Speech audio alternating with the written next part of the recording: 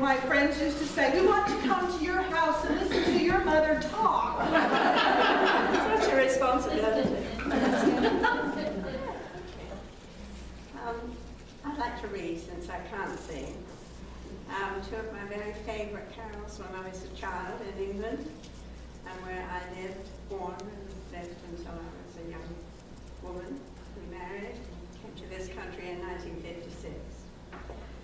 The first one, I always loved it because you could really put a lot of expression into it, is Good King Wenceslas. Tell you a little bit about this carol.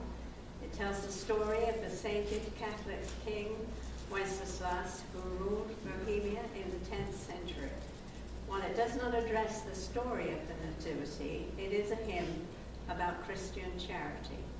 It takes the form of a dialogue between the king and his page, and tells about their extraordinary efforts to give food to a poor family.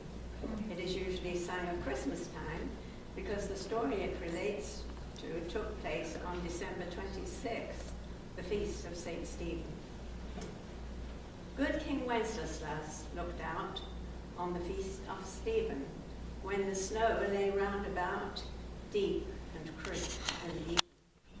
Brightly shone the moon that night, though the frost was cruel, when a poor man came in sight, gathering winter fuel. Hither, page, come stand by me, if thou knowest his telling. Yonder peasant, who is he? Where and what his dwelling? Sire, he lives a good league hence, underneath the mountain, right against the forest fence, by St. Agnes fountain. Bring me flesh and bring me wine, bring me pine logs hither, thou and I will see him dine, when we bear them hither. Page and monarch, forth they went together, through the rude wind's wild lament, and the bitter weather. Sire, the night is darker now, and the wind won't blow stronger. Fails my heart, I know not how, I can go no longer. Mark my footsteps, my good page, tread thou in them boldly. Thou shalt find the winter's rage freeze thy blood less coldly. In his master's steps he trod, where the snow lay dinted. Heat was in the very sod, which the saint had printed. Therefore, Christian men, be sure, wealth or rank possessing, ye who now will bless the poor, shall find yourselves the blessing. And the next lovely one that I was enjoyed, In the Bleak Midwinter, by Christina Georgina Rossetti. In the bleak midwinter, frosty wind made moan. Earth stood hard as iron, water like a stone. Snow had fallen, snow on snow, snow on snow, in the bleak midwinter, long ago. Our God, heaven cannot hold him, nor earth sustain. Heaven and earth shall flee away when he comes to reign.